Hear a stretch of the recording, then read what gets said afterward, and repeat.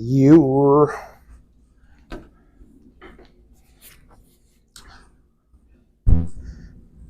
right. Yo, we are talking about social media and the messages that people leave. How do you deal with it? How does it affect you? Are you diving deep into the comment sections and responding back to those negative messages? I am. Why?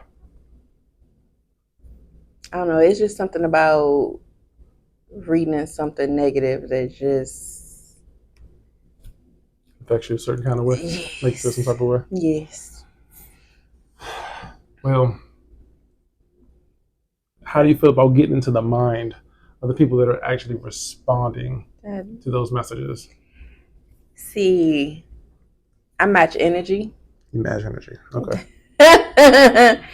So it'll be getting into the minds, but I gotta think that when you're doing it in a professional setting to kind of take the high road.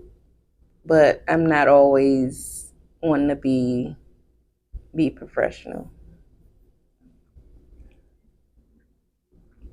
I just thought about something. What? Who are you?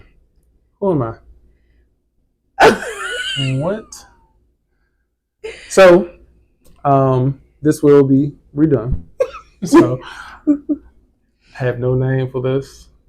Do I want to call this the EJ? I mean, I feel like it needs something. You should have thought of that. I should have. Mm. In the meantime,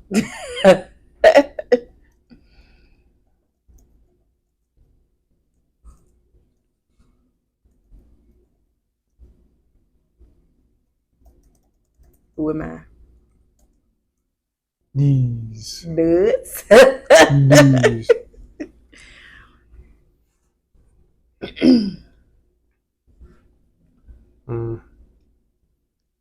don't like none of that. What? Out of all those 10, I don't like nothing about it.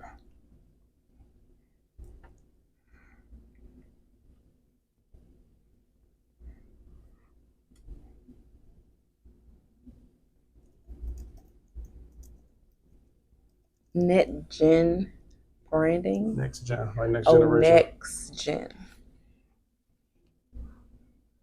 Oh, I like that one though. I didn't see What? that. Creative mindset. That's perfect. Creative mindset. Yeah. Welcome to the Creative Mindset. I'm EJ Smith, and this is my beautiful wife, Chatney Smith. And today we want to talk to you guys about the comment section on social media. How do you respond to those negative messages? So today was actually inspired by a negative comment. My wife took one of my posts, put it on TikTok, and she started getting some kickback, some response to it. Now, just to give you a quick insight, the video was about AI and how I was offering a service to people. But at this particular moment, I was just offering a freebie. I wasn't saying, hey, I'm selling this and you can get this and I do all this great art. That's not what I was doing. So she put it out there and some of the messages were a little dicey. And how did you take to that? I didn't take too well to it. So my first initial reaction was, "Mother, who asked you?" Dicey. Then I started to go into, "Your mama was a scam." So I had to dial it back, and I was like, "I mean, what do you want me to respond?" And he was saying, just don't respond. But that little devil on my shoulder had to do some kind of comment. So because it was a business page, I posted from my business page. I end up saying thanks for your feedback. Aren't you proud of me? I am. That was very great. That falls in line with the brand's voice. Like, we don't had time to feed into all that negative energy that people put out there. There's going to be so many people that's going to hate. That's just what some people do. There's going to be people that's going to congratulate, but it's always the negative reviews, the hate that always seems to stand out a lot louder than the positive. And that's because we allow that. It's not match that energy. So I'm proud of you. I match energy. So, what's next? What's next after a situation like that? How do we evolve from that? I think people have to realize that everybody's going to have an opinion, whether you like it or not. Unfortunately, we live in a world where some opinions are outspoken. Some people are, let's just say, miserable, and you have to block out the noise that cannot stop you or stop your hustle. Like they say, one pony don't stop no show. But the main reason why I felt that way is because we're trying something different. We're trying something new, and I wasn't expecting it.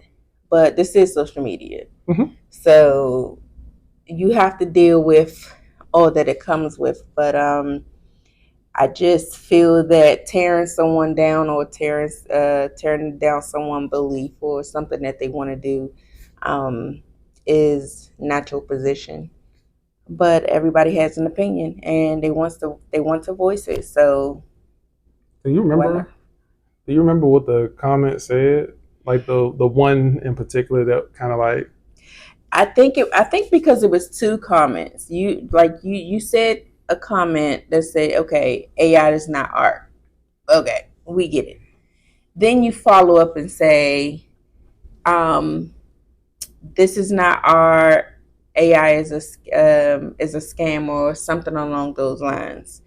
And they had that much time on their hand, or they were so vested in the video that they needed to come back and say something else. So that is what irritated me. If they didn't get a response, so they're going to post again and see if they can get another response, and I just wasn't for it.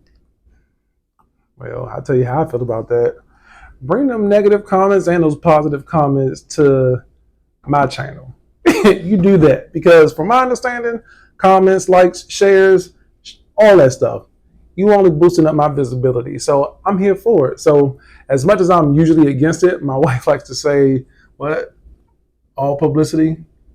All publicity is good publicity.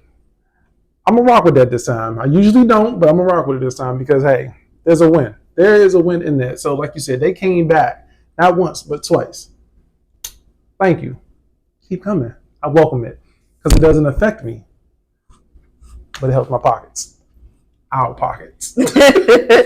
Now, if they're coming back like a trolling, then I'm fine with it. People do that. Like, just imagine being on celebrity status. People that troll all day. Like, there are people that create, what do you call it, clone accounts just to, it's out there. So to me, I feel like that's just a intro to you're getting somewhere. Somebody's watching you. Great, keep watching. But that only helps me to spread my message. So let's circle back on the whole AI is not art. Says who? Like, who determines if it's art or not? Me personally, I use it to an advantage. I be first to tell you when Canva and Express and all those different type of applications came out, I was against it because I felt like it was cheating. It wasn't a part of the natural way of doing things. But as time went on, the more clients you develop, depending on your workload and your team, you might not be able to get all those things done in a swift manner.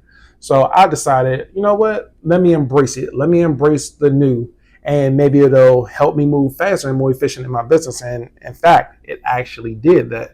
So I embrace it.